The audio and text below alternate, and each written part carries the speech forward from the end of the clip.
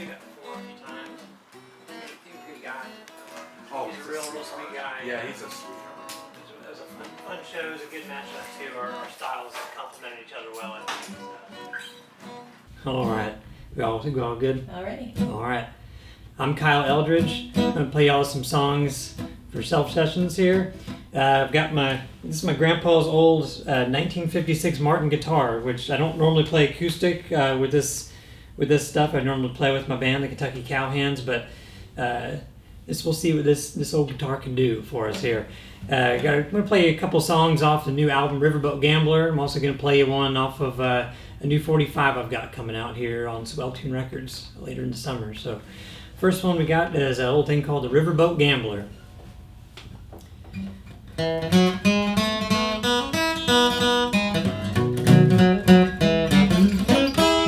Well, I worked in the sun in the fields with my dad since I was just 15. I thought there's gotta be a better way for me to make a living as a train whistle blowing out steam. So I bought myself a hat with a telescope top, new suit and mustache wax. Then I hopped on the riverboat to old Kentucky to play my hand to win some cash. 'Cause I'm a riverboat gambler. I roll 7 on 11, that'll be the biggest winner in town. Riverboat gambler. You can bet your money on my bottom dollar, brother, I'm riverboat bound.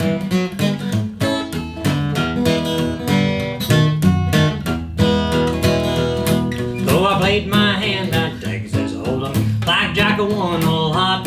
Well, the paddle wheel turned and the boat slowed down to show Kentucky what I've got. So I took my wings to Churchill Downs, lost every race but one. Though I took my money to the Horseshoe Casino and gambled till my money was gone. 'Cause I'm a riverboat gambler. I roll 7 on 11, that'll be the biggest winner in town. Riverboat gambler. You can bet your money on my bottom dollar, brother, I'm riverboat bound.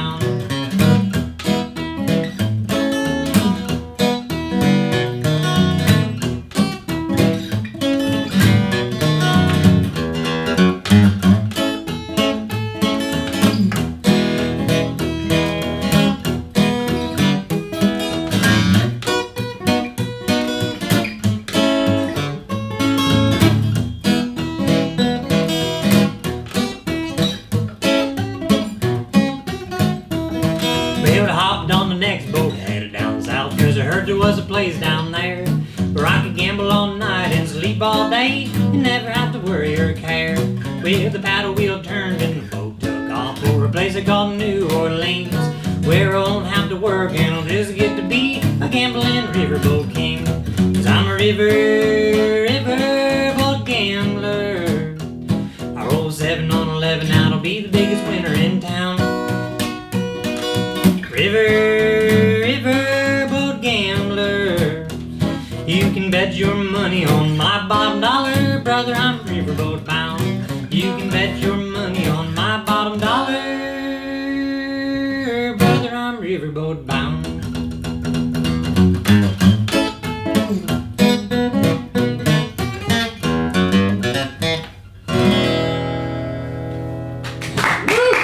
There we are.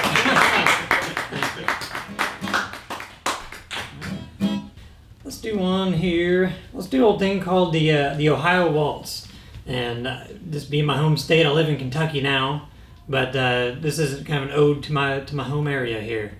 So an old thing called the Ohio Waltz. Here we go.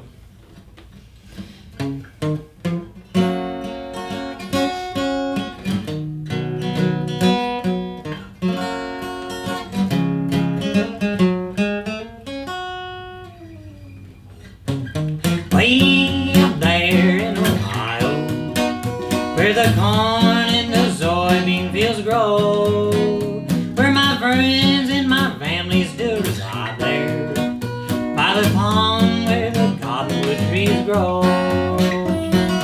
Underneath the moonlight and stars that shine above, that's where I found my sweetheart, my love. Way up there in Ohio, there will always be my home.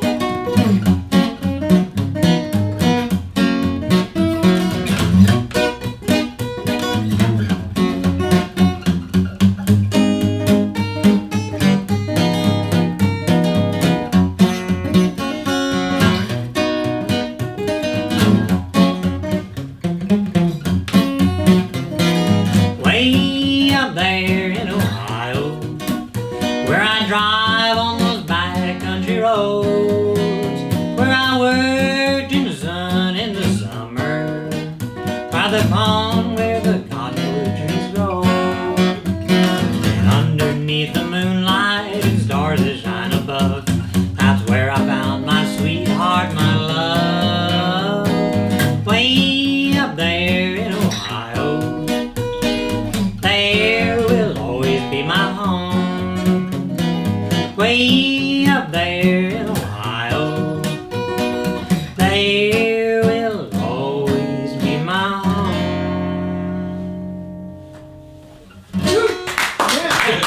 Something like that, right? All right. I'm gonna do one more tune here for you. This one's gonna be off of from new 45 coming out.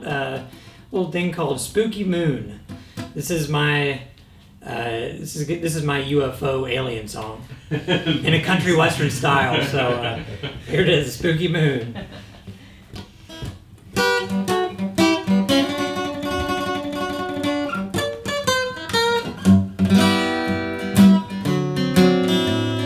Way up high, there's a bright neon light that tells you when the harvest and guides the ocean tides. Is there a man in the moon? UFOs I can't tell. NASA once said the surface rings like a bell. It's a spooky moon, you're never watching the night. The stardust saloon, where strangers might cause a fight.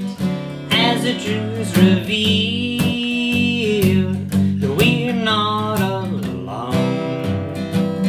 Some misery. It's a spooky moon. Well, I wonder about the missions that they launched to the moon. Behind the scenes, the cameras that were kept out of view. Rolls of secret footage that were taken that day and confiscated back on Earth from out there in space. It's a spooky moon, you're never watching the night. The stardust saloon, where strangers might cause a fight. As the truth's revealed, that we're not alone. Some misery. It's a spooky moon.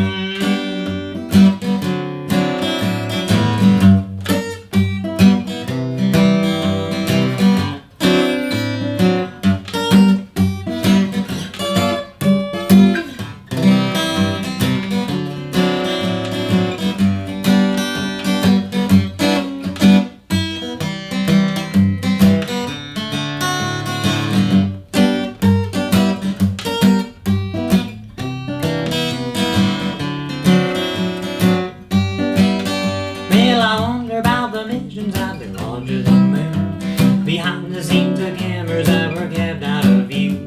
Were we allowed to travel there, but we're not to stay? Is there a lunar secret being kept up in space? It's a spooky moon, you're never watching the night.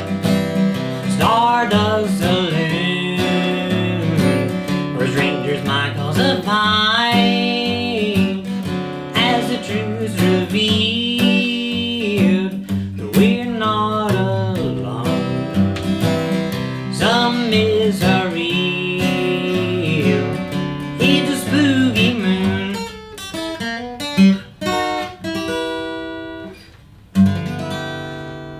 There it is. Nice. There we go. Thank you. Cool. All right. Oh man, this was a cool record. This was, of course, Dookie by Green Day, which is again not a country and western album at all. But I picked that off the shelf because this is an album that I don't know. This one meant a lot to me growing up.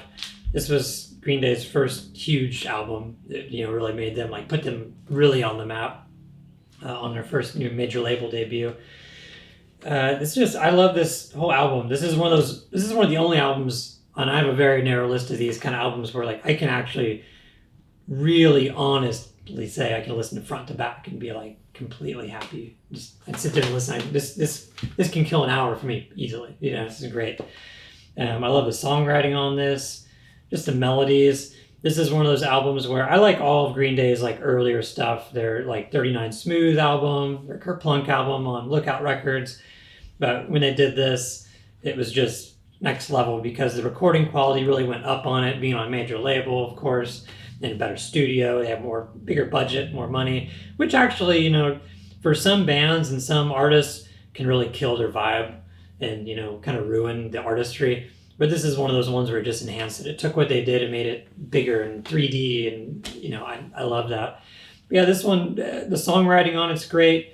I just love the way they tie the instruments together, and I learned a lot just as a musician, like listening to this. And a kid growing up, I used to be in punk rock bands growing up, and this was one of those ones that really inspired me to get out there and play an instrument and be in a band and sing in front of band. And I always have a soft spot in my heart for Green Day. So, do you remember? Do you remember how you got exposed to it at first? Like how you were introduced to it? Oh gosh, this one, you know, they had a couple like their videos on MTV when they first came out, of course, and I saw that, and I had some, you know, skateboarding punk rock friends growing up, and we're all like, let's check that out, you know, and heard on the radio once, and the song Basket Case, I think, is my personal favorite off of this.